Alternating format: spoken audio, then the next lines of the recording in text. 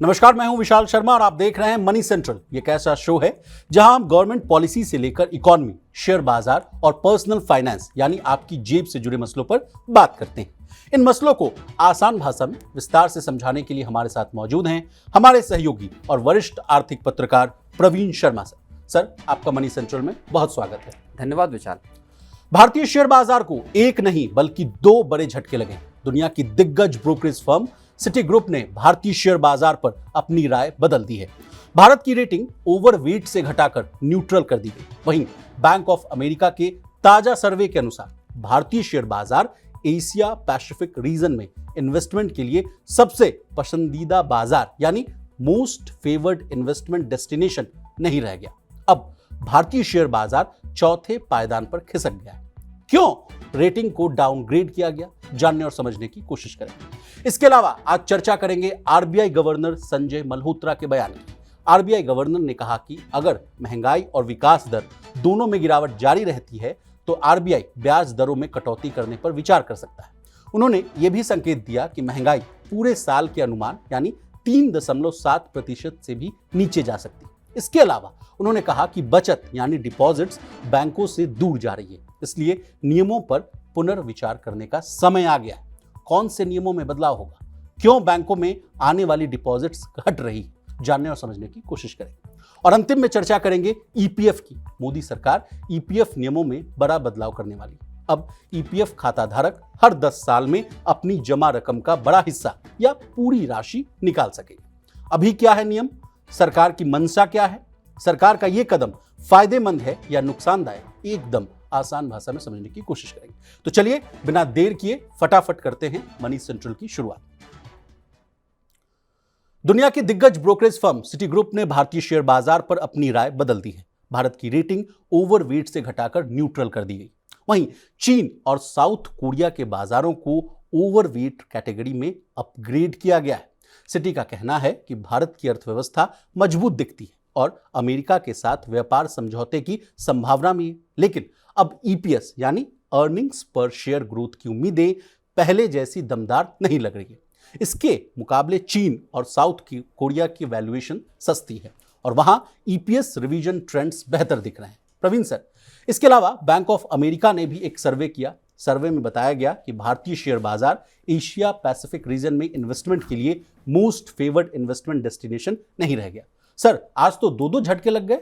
बिल्कुल, मार्केट को लेके असल में जो एक इस तरह की एंटिसिपेशन है या एक आशंका है कि क्या भारतीय बाज़ारों की वैल्यूएशन ज़्यादा है, जो बार बार फिक्र आती रहती है, इसी वैल्यूएशन की चिंता में मार्केट्स पिछले साल अक्टूबर से गिरना शुरू हुए और लगातार गिरते हुए अप्रैल तक हमको नज़र आई गिरावट का एक सिलसिला।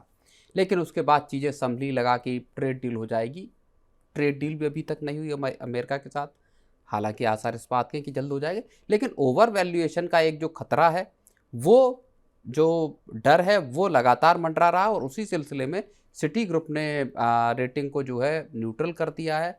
और दूसरी तरफ बैंक ऑफ अमेरिका के जो मोस्ट फेवर्ड डेस्टिनेशन अगर हम कहें मार्केट्स के लिहाज से, तो उसमें भारतीय बाजार जो है फिसल कर चौथे पायदान पर आ गया। जापान, साउथ कोरिया, ताइवान इसके भारत के ऊपर आ गए और सर्वे में जो फंड मैनेजर्स हैं उनकी राय को इसमें लिया गया है जी। अब दो मसले बड़े दिखाई दे रहे हैं। एक तो ओवर वैल्यूएशन का या वैल्यूएशन ज़्यादा है इसकी फिक्र दिखाई दे रही है। दूसरा जो मसला है वो है सेमीकंडक्टर का या चिप्स का। जी। माना ये जा रहा है कि एशिया के जो दूसरे पीयर हैं, साउथ कोरिया हो गया, ताइवान हो गया, इनको सेमीकंडक्टर के सेक्टर में जो एकदम से बूम आया है, डिमांड बढ़ी है सर, डिमांड बढ़ी है, उसका फायदा ये देश लेने में ज़्यादा सक्षम साबित हो रहे हैं। एक और जो चिंता पैदा हो रही वो है भारतीय कंपनियों के अर्निंग्स को लेके और ख़ास तौर पर जो आईटी कंपनियां हैं, आईटी कंपनियों के परफॉर्मेंस को लेके एक बड़ी चिंता इस रिपोर्ट में जो बैंक ऑफ अमेरिका की जो रिपोर्ट है खास तौर पे उसमें इस बात की फिक्र जताई गई कि आईटी कंपनियां पहले जैसा अच्छा परफॉर्मेंस करती हुई नज़र नहीं आ रही हैं। निफ्टी भी लगातार एक रेंज बाउंड उसमें बना हुआ है और 25,400 के लेवल को तोड़कर ऊपर निकलने वाला जो एक मामला है वहाँ बना हुआ। तीसरी एक बड़ी चीज़ ये है कि एफआईआई एक बार फिर से बिकवाली के मूड में नजर आ रहे हैं। क्या उनको दूसरे मार्केट ज़्यादा अट्रैक्टिव लग रहे हैं? एक ये भी आशंका यहाँ पे पैदा होती हुई सर दिखाई दे रही दो है। तीन डेटा है मेरे पास, उस पर चर्चा कर लेते हैं। जो कहा जा रहा है कि सिटी की जो रिपोर्ट है कि भारत की रेटिंग क्यों घटाई गई, कहा गया कि जब से रेसिप्रोकल टैरिफ लगाया गया अप्रैल के बाद से, उस खबर के बाद भारतीय शेयर बाजार में गिरावट आई। लेकिन निचले स्तर से कहा जा रहा है कि अब 15% से अधिक की रिकवरी है। अब रिकवरी वाला मामला को हम दो और कंट्रीज से कंपेयर करते हैं सर। उसके बाद कहा जा रहा है कि साउथ कोरिया सरकार के सपोर्ट और मॉडर्न टेक्नोलॉजी पर फोकस के चलते उसके बाजार, जो उसका जो देश का जो बेंचमार्क इंडेक्स है यानी कॉस्पी, इस साल अब तक 33% चढ़ चुका है। चीन का अगर हम डेटा लें सर, CSI 300 इंडेक्स की बात की जाए तो वो भी कहा जा रहा है कि इस साल 21% अपने लेवल से ऊपर है। जबकि कहा जा रहा था सर कि पिछले 2 सालों में इनमें गिरावट आ रही थी, लेकिन लगातार अब जो चीन में रिकवरी देखने को मिल रही है, स्थिरता वहाँ भी लौटती हुई नजर आ रही है। इसलिए कहा जा रहा है कि वहाँ इन्वेस्टमेंट का जो माहौल है, मूड और माहौल जो है वो सुधरता हुआ नजर आ रहा है। इस वाले फैक्टर पर भी आप अगर कोई बिल्कुल देखिए, चीन के अभी जो Q1 के नंबर आए हैं 5.1 वो 5.2% का जो ग्रोथ रही है, वो भी नंबर हालांकि इससे पिछले क्वार्टर में 5.4% थी, उससे थोड़ी कम है, लेकिन वो फिर भी 5% से ऊपर की ग्रोथ रेट चीन रखने में अपनी कामयाब रहा है। और ये एक बहुत बड़ा फैक्टर है। हालांकि कंज्यूमर डिमांड अभी भी चीन में कमज़ोर बनी हुई है, खरीदारी को लेके जो सेंटीमेंट है वो डाउन है। लेकिन इस सब तमाम जो अनसर्टेनिटीज़ के दौर में, और जो चीन ने एक टारगेट रखा कि हम 5% से ज़्यादा ग्रोथ करेंगे, उसको वो हासिल 2 क्वार्टर से लगातार अचीव करता हुआ दिखाई दे रहा है, उसको वो सरपास कर रहा है। तो चीन का मार्केट, और दूसरी चीज ये है कि अंत में अमेरिका और चाइना के बीच में एक ट्रेड डील के लिए तकरीबन सहमति बन गई है दोनों देशों के बीच में। तो चीन को जो बड़ा झटका लगने के आसार थे, जो एक ट्रेड वॉर अमेरिका और चीन के बीच शुरू हुई थी, वो वॉर थमती हुई नजर आ रही है। अमेरिका को समझ में आ रहा है कि बिना चीन के फिलहाल काम चलेगा नहीं, अगर आपको हाइपर इन्फ्लेशन से बचना है। जी। अब प्रवीण सर, एक और बात है जो मैं आपसे समझना चाहूँगा। फरवरी 2025 यानी अभी से आप देख लीजिए तो 4-5 महीने पहले की बात है। उस समय सिटी ने भारत को ओवरवेट की रेटिंग दी थी। उस समय इन्होंने रेटिंग को अपग्रेड किया था। उस समय कहा गया था कि टैक्स कट किया गया है, जिस तरह से बजट में ऐलान किया गया। दूसरी बात कही गई थी कि सरकारी खर्च में बढ़ोतरी हो रही है। तीसरी बात उस समय कही गई थी कि ब्याज दरों में कटौती की जा सकती है। तो उस समय तो आपको याद ही होगा, फरवरी के जो MPC में लगातार 5 साल के बाद 0.25% का रेट कट किया गया था। उसके बाद लगातार आप देखिए इस साल में 3 रेट कट हुए। उस समय जब इन्होंने फैक्टर्स जो गिनवाए थे, उस वजह से ओवरवेट की रेटिंग दी थी। उस समय का टारगेट्स भी मैंने नोट करके रखा हुआ है। उस समय इन्होंने निफ्टी का जो लक्ष्य था 2025 के अंत तक का दिया था 26,000 के आसपास। फिर अचानक से इन्होंने अपना जो ये डाउन ट्रेंड किया है। तो हमारे व्यूअर्स पूछना चाहते हैं कि फिर किस रिपोर्ट पर हम लोग ध्यान जो है केंद्रित करें? नहीं देखिए, अब जाहिर तौर पर ब्रोकरेज हाउस हैं, अपना एनालिस्ट हैं, उनके तमाम तरह के ग्लोबल और लोकल फैक्टर्स को देखते हैं। जो बात सिटी ग्रुप कह रहा है कि भारत की इकोनॉमी भले रेजिलियंस शो कर रही है, एक टिकाऊपन दिखा रही है ग्लोबल जो हेडविंड्स हैं उसके बावजूद, लेकिन जो वैल्यूएशंस हैं इंडिया की वो स्ट्रेच्ड हैं, वो ज़्यादा बढ़ी हुई है। और इसी वजह से जो एक निफ्टी के टारगेट्स हों या भारत को लेके एक आशंका है कि जो न्यूट्रल कर दिया है रेटिंग को, वो उस तरह की चीज़ें नज़र आ रही। हालांकि आप बाकी के अगर फैक्टर देखेंगे तो चाहे GST का नंबर आप देख लीजिए या तमाम चाहे डायरेक्ट टैक्स कलेक्शन के नंबर देख लीजिए, सारी जगहों पे, या फिस्कल डेफिसिट के नंबर अगर आप देख लीजिए, उन सारे मोर्चों पर मैक्रो इकोनॉमी मजबूत लगातार बनी हुई है। चिंता की बात जो है वो वहाँ दिखाई देगी जहाँ पे कि कंपनियों का, जैसे अर्निंग सीजन शुरू हो गया है आपका फर्स्ट क्वार्टर का, मौजूदा फिस्कल के पहली तिमाही के कंपनियों के नतीजे आना शुरू हो गए हैं। और नतीजे अब तक जो आए हैं, बहुत ज़्यादा कंपनियों को नहीं आए, लेकिन अब तक जो नतीजे आए हैं वो मिले जुले से नतीजे हैं, बहुत अच्छे नतीजे नहीं हैं जी। NPAs को लेके, जैसे बैंकों की अगर हम बात करें तो NPAs को लेके चिंता है। इरेडा के नतीजे आए थे तो NPA को लेके फिक्र थी। आज भी एक्सिस बैंक के नतीजे आए तो NPA को लेके फिक्र है। इधर आपके जो TCS के नतीजे आए थे वहाँ पे भी बहुत ज़्यादा जो अनसर्टनिटीज़ हैं उनको लेके बार बार जिक्र किया जा रहा है। तो नतीजे IT कंपनियों को लेके खास तौर पे एक फिक्र बनी हुई है। सर, एक और चिंताजनक बात यह है जो बोफा के सर्वे से सामने आ रहा है। कहा जा रहा है कि केवल 10% जो फंड मैनेजर्स हैं वो अब भारत को लेकर ओवरवेट है। वहीं कहा जा रहा है कि जापान पर 32%, ताइवान पर 19% और दक्षिण कोरिया पर 16% जो फंड मैनेजर्स हैं वो ओवरवेट है। तो मैं आपसे समझना चाह रहा हूं कि जिस मनी सेंट्रल पे हम लोगों ने लगातार बातें की कि तमाम जो पैसे हैं डेवलप्ड कंट्रीज से घूमते फिरते हुए इमर्जिंग इकोनॉमीज पर आते हुए नजर आ रहे थे। मेरा आपसे सवाल है सर कि क्या अब इन रिपोर्ट्स के आधार पर कुछ हाल फिलहाल या छोटी अवधि में ही मार्केट का सेंटिमेंट बिगड़ सकता है? क्या यहाँ से पैसे वहाँ वापस जो हैं बाहर जाते हुए दिखेंगे? नहीं, देखिए, अब इन्वेस्टर्स कितना भरोसा करते हैं इन रिपोर्ट्स पे, चाहे बैंक ऑफ अमेरिका हो, चाहे सिटी ग्रुप हो या दूसरा कोई ब्रोकरेज हाउस हो। इन्वेस्टर्स अपनी लॉन्ग टर्म की और शॉर्ट टर्म की रणनीति बना के चलते हैं। हालांकि इन रिपोर्ट से एक गाइडेंस जरूर मिलता है कि किस तरफ हालात जा रहे हैं, क्या इनका असेसमेंट है, क्या इनका एनालिसिस है। लेकिन मुझे ये लगता है कि कंपनियों के, देखिए, क्वार्टरली रिजल्ट्स बहुत बड़ा प्ले करेंगे मार्केट्स के मूवमेंट में।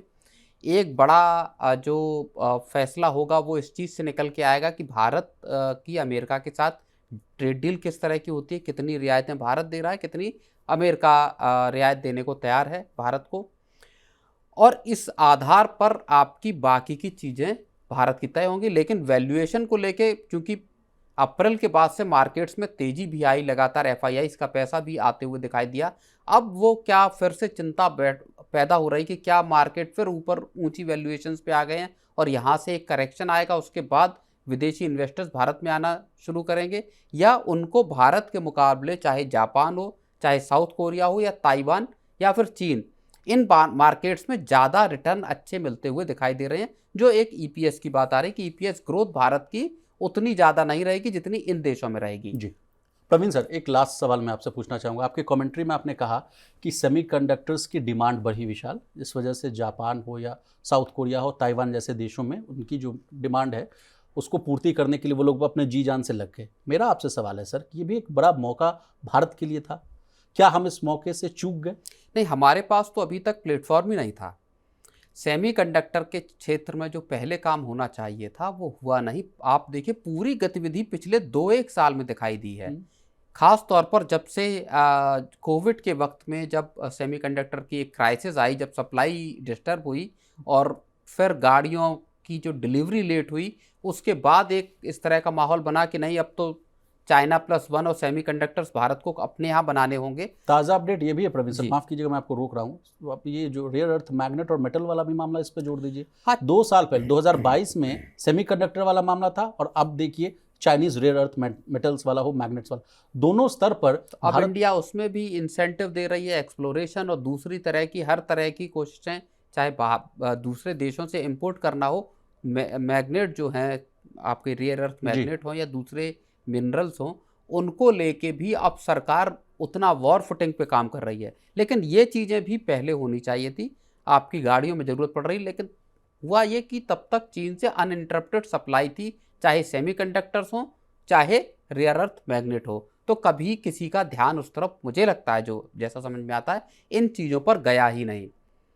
अब जब क्राइसिस आई तो फिर क्राइसिस से निपटने के अब रास्ते खोजे जा रहे हैं कि यहाँ पे भी हमको काम करना जरूरी है। और ऐसे हो सकता है बहुत सारे दूसरे सेक्टर्स भी हों जहाँ पे कि आपको वॉर फुटिंग पे काम करने की जरूरत हो। चलिए सर आगे बढ़ते हैं। महंगाई से राहत मिल चुकी है। जून में रिटेल महंगाई सिर्फ 2.1% रही। अब लोन की किस्तें भी और घट सकती है क्योंकि रिजर्व बैंक अगस्त में होने वाली बैठक में फिर रेपो रेट घटा सकता है। ये हम नहीं कह रहे हैं, बल्कि ये कहना है RBI governor Sanjay Malhotra. RBI के गवर्नर संजय मल्होत्रा ने कहा कि न्यूट्रल रुख का ये मतलब नहीं है कि पॉलिसी रेट्स नहीं घटाई जा सकती, जरूरत पड़ने पर इसमें और कटौती की जा सकती है। प्रवीण सर, क्या सरकार ब्याज दरों में और कटौती कर सकती है? नहीं, कटौती का रास्ता फिर से खुल सकता है जिस हिसाब से महंगाई का, रिटेल महंगाई का अभी जो आरबीआई के जो अनुमान है उससे भी कम पे महंगाई 2.1%, एक लंबे वक्त बाद 2.1% का रिटेल इन्फ्लेशन का आंकड़ा आया है। और उसने आरबीआई को अब एक इस तरह का हेडरूम दे दिया है कि जहाँ पे कि आप अब एक दौर में और रेट कट कर सकते हैं। जी, एज है सर। लेकिन सबसे चिंताजनक बात इस रिपोर्ट में ये भी कहा जा रहा है सर, कि कहा जा रहा है कि पिछले 9 सालों में बैंकों के डिपॉजिट्स में ना जबरदस्त डिक्लाइन देखने को मिल रहा है। मेरे पास आंकड़ा है, जो डिपॉजिट्स का जो रेट है 43% से घटकर अब 35% के आसपास हो गया। लगातार हम लोग मनी सेंट्रल में और तमाम जितने भी पैकेजेस हम लोग जो कर रहे हैं सर, उसमें हम लोग ये चिंता जता रहे हैं। पहले भी इस फाइनेंशियल ईयर की शुरुआत में भी हम लोगों ने इस पर कई बार डिस्कशन किया था, कहा था कि ओवर फाइनेंशियलाइजिंग वाला मामला है, बैंकों में पैसा आ नहीं रहा है, लोग जो है पैसा स्टॉक्स में हो गया, बॉन्ड्स में हो गया, म्यूचुअल फंड्स में हो गया, गोल्ड ETF में हो गया, सिल्वर में हो गया, या बिटकॉइन भी कह सकते हैं, तमाम दूसरे एसेट क्लास में पैसा जा रहा है। क्या यही एक बहुत बड़ा कारण है कि बैंकों में पैसे नहीं आ रहे हैं, या कोई और दूसरी वजह है सर? नहीं, बिल्कुल यही एक बड़ी वजह है, जहाँ पे कि लोगों ने बैंकों में अपना डिपॉजिट करना कम किया है। और आप समझिए कि 43% के जो रेट था उससे घट के ये 35% पे पिछले 8-9 साल में ही आ गया। और न सिर्फ रिजर्व बैंक की ये चिंता है, बल्कि ये RBI बल्कि सरकार की भी ये चिंता है, और ये सेबी भी चिंता इस बात की पिछले साल जता चुका है कि जिस तरह से लोग अंधाधुंध तरीके से, पिछले साल तक तो खैर जिस तरह का फ्रेंजी था शेयर मार्केट्स में और F&O में पैसा लगाने का, अब उसमें थोड़ा सा कूल डाउन होते हुए हमने देखा है। नए जो डीमेट अकाउंट खोलने की भी तादाद है वो भी कम हुई है, और तमाम तरह का अब तक का अगर आप देखेंगे इस साल या बल्कि पिछले साल के आखिर से, तो SIPs हो या म्यूचुअल फंड में भी जो इनफ्लो हो, उसमें भी थोड़ा मॉडरेट रुख होता हुआ नज़र आया है जी। इसके बावजूद जो लोगों को जो समझ में आ रहा है कि अगर, और सबसे बहुत सीधा सा कॉन्सेप्ट है इस चीज़ का, कि अगर आपको इन्फ्लेशन को बीट करना है, अगर आपको एक वेल्थ क्रिएट करनी है लंबे वक्त में, कॉस्ट ऑफ लिविंग जिस हिसाब से बढ़ी है, अगर उस सबके लिए पैसा आपको निकालना है, बचाना है, तो आपको ट्रेडिशनल बैंकिंग प्लेटफॉर्म से बाहर निकल के देखना होगा। कम से कम अपनी सेविंग का एक हिस्सा ऐसा होगा आपको जो आपको इन्वेस्टमेंट करना होगा, जहाँ पे कि आप एक ज़्यादा रिटर्न पा सकें जी। और उसमें इक्विटी आधारित जो फंड्स हैं या जो आप कहें कि डेस्टिनेशन है, इंस्ट्रूमेंट्स हैं, वहाँ आपको इन्वेस्टमेंट करना होगा। प्रवीण सर, लगातार मैं आपसे चर्चा करता हूं, आप कहते हैं कि विशाल वेज ग्रोथ नहीं है, लोगों के पास नौकरियां हैं लेकिन मान लीजिए उनको इंक्रीमेंट नहीं मिल रहा है। ऐसे वक्त में मान लीजिए अगर मुझे गोल्ड में 25 से 35% का अगर मुझे रिटर्न मिल जा रहा है, इक्विटी या शेयर बाजार में मैं पैसा लगा के 10-15% का रिटर्न कमा ले रहा हूँ, SIP में से अच्छा रिटर्न ले पा रहा हूँ, तो क्या ये गुनाह है क्या? नहीं, गुनाह इसमें कुछ नहीं है, लेकिन देखिए, जो सरकार की चिंता है, जो सेबी की चिंता है और जो RBI की चिंता है, दो तरह की चिंताएं हैं। प्लीज बताएं। एक तो बैंकिंग सिस्टम में लिक्विडिटी की फिक्र है, जिसको लेके RBI को लगातार इस साल की शुरुआत से RBI ने अंधाधुंध पैसा आपने सिस्टम में डाला। आपने लिक्विडिटी की बात की सर, 1% का CRR कट हुआ, यानी 100 BPS का। उस समय गवर्नर साहब ने ही कहा कि 2.5 लाख करोड़ जो है सिस्टम में आएंगे, तो लिक्विडिटी की समस्या तो दूर हो गई। हाँ, नहीं, वो 11-12 लाख करोड़ रुपए RBI अब तक डाल चुका है इस साल जनवरी में, अब से लेके अब तक तरह तरह के आप VRR करके ले लीजिए या और दूसरे तरीकों से। तो वो एक लिक्विडिटी जो क्रंच था बैंकिंग सिस्टम में, एक वो फैक्टर।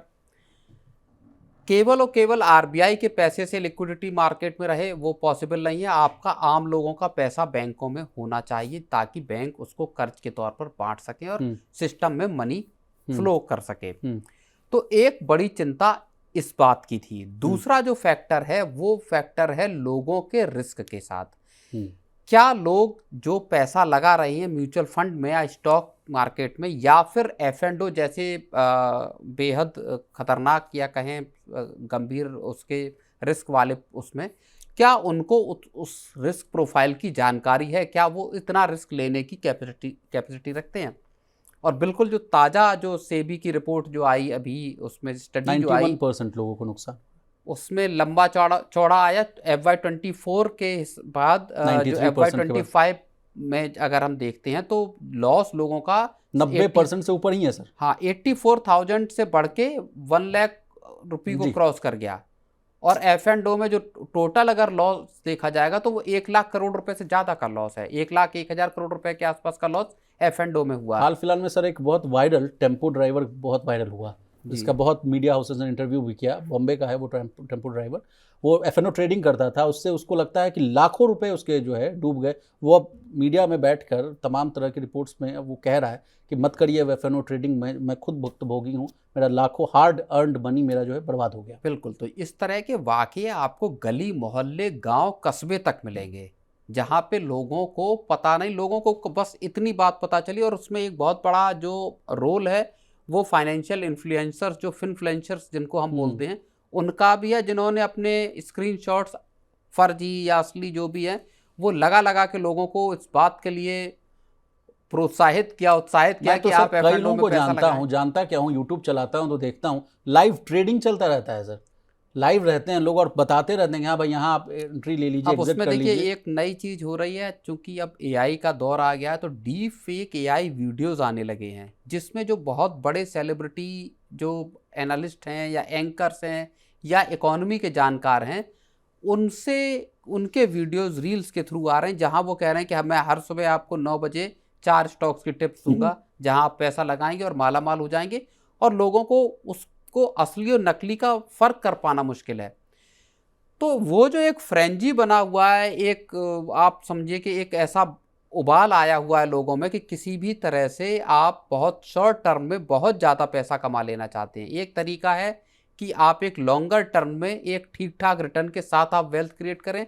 एक तरीका है कि आप बहुत शॉर्ट टर्म में बहुत ज़्यादा रिस्क लेके पैसा इकट्ठा करना चाहते हैं। तो बड़ी तादाद में बिना ज़्यादा समझदारी हासिल किए, ज़्यादा जानकारी हासिल किए, लोग दूसरा जो वो ऑप्शन है उसको चुन रहे हैं, वहाँ अपने हाथ जला रहे हैं। और ये चिंता फिर आरबीआई को भी होती है, ये चिंता फिर सेबी, जब पिछले साल सेबी चीफ बोलती है कि चाहे मिड कैप हो या स्मॉल कैप हो, बबल है, आपको बचना होगा, एफ&ओ से आपको बचना होगा। और यही चिंता खुद सरकार और फाइनेंस मिनिस्ट्री भी जताती है। एक लास्ट सवाल सर, अगर बैंकों में पैसा नहीं आएगा तो जो क्रेडिट ग्रोथ को लेकर भी हम लोगों ने मनी सेंटर में खूब चर्चा की है, तो क्या वो भी इफेक्ट होगा सर? बैंकों के पास अगर पैसा ही नहीं आएगा तो वो फिर कैसे फार्मर्स को या स्टूडेंट लोन हो या एजुकेशन लोन हो या होम लोन हो या पर्सनल लोन हो, वहाँ भी वो नहीं दे पाएंगे? बिल्कुल, यही पूरी एक फिक्र है। और ये चूंकि देखिए म्यूचुअल फंड्स का अगर हम बात करें तो पेनिट्रेशन बढ़ रहा है पूरे देश में, गांव देहात तक पहुंचने की बात है। चाहे अब आप नए एंट्रेंट्स की बात कर लीजिए, जियो ब्लैक रॉक आ गया सर, बिल्कुल 3 फंड्स पहले आ गए, डेब्ट फंड्स 4 का कल उन्होंने लॉन्चिंग कर दी। तो अब वो गांव देहात तक पहुंचेंगे, डिस्ट्रीब्यूशन का तगड़ा नेटवर्क है। दूसरे फंड हाउसेस भी आ रहे हैं, चाहे आप जो जीरो ब्रोकिंग वाले बहुत सारे जो प्लेटफॉर्म थे वो उनको भी आने की अनुमति मिली है म्यूचुअल फंड के बिजनेस में। इसी तरह से स्टॉक ब्रोकिंग का भी काम है। लोगों की तादाद बढ़ रही है, भले थोड़ा मान लीजिए उसकी पेस जो है वो पिछले साल जब मार्केट गिरना शुरू हुआ तो पेस थोड़ी सुस्त हुई, लेकिन अब वो फिर जैसे ही मार्केट चढ़ना शुरू होंगे लोगों की फिर रफ्तार बढ़ेगी उसमें आने की। तो वो पैसा जो बैंक में आता था पहले, वो पैसा अब यहाँ जाने लगा और फिर वो एक बैंकिंग सिस्टम के लिए खतरा पैदा होता हुआ दिखाई देता है। चलिए सर आगे बढ़ते हैं। केंद्र सरकार कर्मचारी भविष्य निधि यानी ईपीएफ के नियमों में भारी बदलाव की तैयारी में है। अब ईपीएफ खाता धारक हर 10 साल में अपनी जमा रकम का बड़ा हिस्सा या पूरी राशि निकाल सकेंगे, यानी अब रिटायरमेंट तक इंतजार करने की जरूरत नहीं। इकोनॉमिक टाइम्स की खबर के मुताबिक सरकार ईपीएफओ के इस प्रस्ताव पर गंभीरता से विचार कर रही है, जिससे नौकरी पेशा लोगों को अपनी मेहनत की कमाई को अपने जरूरत के हिसाब से निकाल पाने में आजादी मिल सके। प्रवीण सर, अभी के नियमों के मुताबिक रिटायरमेंट फंड केवल 58 साल की उम्र या 2 महीने की बेरोजगारी के बाद ही निकाला जा सकता है। अगर नया प्रस्ताव लागू हुआ तो सैलरीड कर्मचारियों की तो बल्ले बल्ले हो जाएगी। नहीं, बिल्कुल, देखिए हमने पिछले जितने भी बार ईपीएफ को लेके या पीएफ को लेके बात की है अपने अलग अलग प्रोग्राम्स में या मनी सेंट्रल में, उसमें मैंने हमेशा एक बात ये कही है कि इस सरकार की जो नीति है ये एक पॉलिसी यू टर्न है बेसिकली पीएफ के पैसे को लेके। अब तक जो चाहे 60, 70, 80 के जब से दशक से आप इतिहास से उठा लीजिए और 2010, 12, 13, 14 तक का अगर आप इतिहास देख लें, बल्कि 15, 16 तक का भी अगर आप इतिहास उठा लें, तो सरकारों की सोच ये थी कि पीएफ का पैसा एक नोबल चीज है, एक होली काऊ है। उस पैसे को आदमी को उसको रिटायरमेंट के बाद ही उसको दिया जाना चाहिए ताकि वो बाद की जिंदगी को ठीक से चला सके, काट सके। इस पैसे पे हाथ लगाना मतलब गुनाहे अजीम है जी। पाप है। पाप है। लोग जिनका पैसा है वो भी हाथ ना लगाएं अपने पैसे को। और बहुत इतने स्ट्रिक्ट रूल बनाए गए कि बहुत आप मतलब बिल्कुल मुश्किल से आप अपने पैसे को उसको विड्रॉ कर सकें किसी तरह। इस सरकार में इस चीज को गहन इस पे ब्रेनस्टॉर्मिंग की गई और फिर नतीजा जो मुझे समझ में आता है वो सरकार का ये निकल के आया कि अंत में ये पैसा आम लोगों का है। उनको अपने अच्छे बुरे की जो नौकरी कर रहा है, जो समझदार है, जो पढ़ा लिखा है, मैच्योर्ड है, उसको अपने अच्छे बुरे और भविष्य में कितने पैसे की जरूरत होगी उसकी जिम्मेदारी उसको लेने का हक है। ठीक है, इतनी स्वतंत्रता हमको देनी होगी। तो आप अपने पैसे का मैनेजमेंट खुद कर सके, आप पैसा निकाल सकें, इसकी आज़ादी लोगों को देनी पड़ेगी, नियमों को आसान करना पड़ेगा। तीसरी चीज, सरकार इतने बड़े 25 लाख करोड़ रुपए का फंड है ईपीएफओ का और 7.5 करोड़ सब्सक्राइबर हैं, तो सरकार इतना बड़ा फंड मैनेज भी नहीं करना चाहती। मुझे तो एक चीज़ ये भी समझ में आती, 8.25% के आसपास का जो रेट ऑफ इंटरेस्ट है वो सरकार भी जो या ईपीएफओ का जो ट्रस्ट है वो भी यहाँ वहाँ पैसा इन्वेस्ट करके ही उसका रिटर्न निकाल के देता है। हालांकि एक बात अलग है कि ईपीएफओ का पैसा लॉन्ग टर्म इन्वेस्टमेंट के तौर पे सरकार के पास पहुंचता और उसको आप कैपेक्स के लिए, इंफ्रास्ट्रक्चर के लिए आप यूज कर सकते थे, इस्तेमाल कर सकते हैं। लेकिन मोटे तौर पे सरकार की नीति अब ये है या सोच ये है कि आपको आपके पैसे का ज़्यादा अधिकार मिले, आप उस पैसे को अपने साथ, अगर आपको लगता है कि मुझे इस पैसे से घर खरीदना है तो आपको उसकी इजाज़त मिलनी चाहिए। वही सरकार ये चाहती है कि 10 साल बाद आप चाहें तो अपना पूरा 90% पैसा निकाल लें, या एक जो ऑप्शन ये आ रहा समझ में कि नहीं साहब 90% न दो, 60% तक निकालने की दे दी जाए। सरकार इस बात पर भी मंथन कर रही है कि 100% पैसा जो है, 100% पूरा पैसा, मान लीजिए 10 लाख है, 20 लाख है तो पूरा ना निकालें, आप 60% निकालें, यानी 10 लाख है तो 6 ही लाख आपको निकालने की बात की जाए। लेकिन मैं आपसे समझना चाहूँगा कि इस रिपोर्ट में सर बहुत सारे मार्केट एक्सपर्ट्स के भी कॉमेंट्री थी। वो कह रहे हैं कि देखिए ये जो पूरा पैसा था रिटायरमेंट की प्लानिंग के लिए था, उसलिए फोकस था, रिटायरमेंट पर फोकस था। वो जो मुद्दा था, जो मसला था, जिस मसौदे को लेकर इसको तैयार किया गया था, वो हैम्पर होता हुआ दिखेगा। अभी जो लैविश लाइफ जीने के लिए, मान लीजिए अभी स्मार्टफोन लेना है और इंपल्सिव डिसीजन लेकर लोग अगर खर्च कर दे रहे हैं और बाद में मान लीजिए उनके हाथ में ठन गोपाल रहे, तो ये तो समस्या उमड़ेगी ना सर 60 साल के बाद। तो लोग अपने अच्छे बुरे का समझदारी रखते हैं ना। जो व्यक्ति नौकरी कर रहा है उसको अपने अच्छे बुरे का एहसास है। जो बात अभी मैं कह रहा था या जो बात आप कह रहे हो, मार्केट एक्सपर्ट जो ये कह रहे हैं, ये एक वो ट्रेडिशनल सोच हो गई, कंजर्वेटिव सोच हो गई कि नहीं साहब आपका पैसा है तो आपका, लेकिन मिलेगा आपको 60 के बाद जी। तो पेंशन को लेके बेसिकली देखो, इस देश में पेंशन को लेके अवेयरनेस लगातार बढ़ी है। आप चाहे एनपीएस को देख लीजिए, चाहे पीएफ, जो जिस व्यक्ति को अपने 60 के बाद के लिए पैसा चाहिए वो अपने पीएफ के पैसे पे हाथ ही नहीं लगाएगा। लेकिन जिसको जरूरत है, मान लीजिए घर खरीदने के लिए जरूरत है, जिसने पैसा इकट्ठा किया, या जिसको ये लगता है कि मान लीजिए मैं इसी पैसे को म्यूचुअल फंड में लमसम डाल दूं और हो सकता है मुझे ज़्यादा अच्छा रिटर्न मिले, मैं वहां से ले लूं। यहाँ आप 8.8% दे रहे हैं, रिटर्न लगातार कम ही हुए हैं। ईपीएफओ से भी मिलने वाला ब्याज तो हम यही देखते हैं कि उसमें कटौती हुई है ना। तो अब अगर आपको लगता है कि आप इससे ज़्यादा अच्छी कमाई कर सकते हैं तो आप उसका पार्शियल विड्रॉ कर लीजिए। और उसी क्रम में सरकार ने एक तो उसको ऑनलाइन बना दिया पूरी प्रक्रिया को। पहले जो 1 लाख रुपए तक आप निकाल सकते थे बिना बहुत ज़्यादा मगजमारी के अप्रूवल्स लिए, अब वो रकम बढ़ा के 5 लाख हो गई। नहीं, उसी पॉइंट पर आना चाहूँगा सर। पिछले महीने ही सरकार ने कहा था कि मान लीजिए कि आपके अकाउंट में पैसा है और आपको इमरजेंसी में किसी चीज़ की ज़रूरत है तो 72 घंटे से कम समय में आप 5 लाख रुपए की निकासी कर सकते हैं।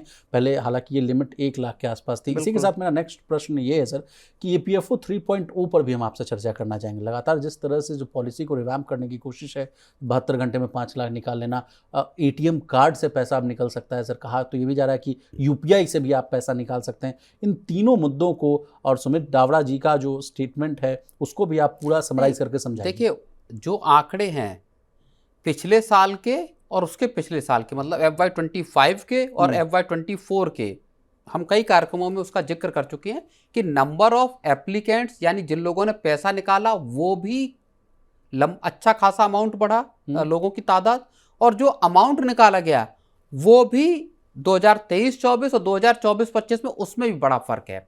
बहुत ज़्यादा उछाल आया।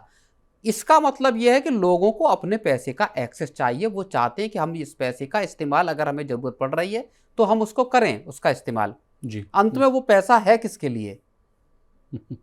आपका पैसा है, वो आपके लिए। सरकार वो बात अब अच्छी तरह समझ गई है और लोगों को उस पे उनका हक देना चाहती है, और इसमें कुछ बुराई भी नहीं है। वीपीएफ भी है आपके पास एक ऑप्शन, वॉलंटरली आप पीएफ में जो वो कर सकते हैं, कंट्रीब्यूट करते हैं। अगर जिसको लगता है कि मैंने ये पैसा निकाला है और अब मुझको इस कॉर्पस को फिर से क्रिएट करना है, आप वीपीएफ का इस्तेमाल कर सकते हैं, उसमें पैसा ज़्यादा बढ़ा सकते हैं अपना। एग्जैक्टली। और उससे जब चाहे एग्जिट भी कर सकते हैं। मान लीजिए एक फाइनेंशियल ईयर में आपने वीपीएफ चलाया, अगले फाइनेंशियल ईयर में वीपीएफ को आपने नहीं कंटिन्यू किया, नॉर्मल जो आपका पीएफ चल रहा है वो चल रहा है। हालांकि अभी की जो स्थिति है, मैं अपने व्यूअर्स को बता दूं कि मान लीजिए मेडिकल की कोई, मान लीजिए पॉसिबिलिटी आ जाए, अनसर्टेनिटीज़ आ जाए, घर खरीदना हो, पढ़ाई हो, शादी ब्याह हो, उस समय आप पैसा आप निकाल सकते हैं। लेकिन धीरे धीरे जिस तरह से जो प्रोसेस रिवैम्प होता हुआ दिख रहा है, अब लग रहा है कि अकाउंट में पैसा बहुत कम ही बच पाएगा। तो प्रवीण सर, आपका बहुत शुक्रिया। पैसा देखिए कम नहीं बच पाएगा। आप इस सोच को समझिए कि पैसा कम बचाने का सरकार का इसमें कोई फायदा नहीं है। ये लोगों के डिस्क्रेशन पे है। लोगों को उनके पैसे का सीधा एक, अगर मैं लाइन में इस बात को कहूं तो ये लोगों को लोगों को उनके पैसे का हक देने का मामला है। आपका पैसा है, आपका अधिकार है। आपके पैसे को आपको 60 साल तक के लिए इंतजार नहीं करना। आपके मन में हो सकता है दूसरी प्लानिंग हो, आप किसी दूसरे तरीके से रिटायरमेंट के बाद किस तरह प्लानिंग करनी है। अब बहुत सारे लोग समझदार हो गए इस चीज को लेकर, कई तरह के पेंशन फंड्स भी आ गए हैं सर, उसमें भी अपना पैसा लगा। चलिए प्रवीण सर, आपका बहुत शुक्रिया, आपने कीमती समय निकाला, तमाम विषय को बहुत ही आसान भाषा में विस्तार से समझाने की कोशिश की। तो आज के मनी सेंट्रल में बस इतना ही। इसी तरह देश, दुनिया और बिजनेस जगत से जुड़ी तमाम ताज़ा तरीन खबरों के लिए बने रहिए हमारे साथ और देखते रहिए मनी नाइन।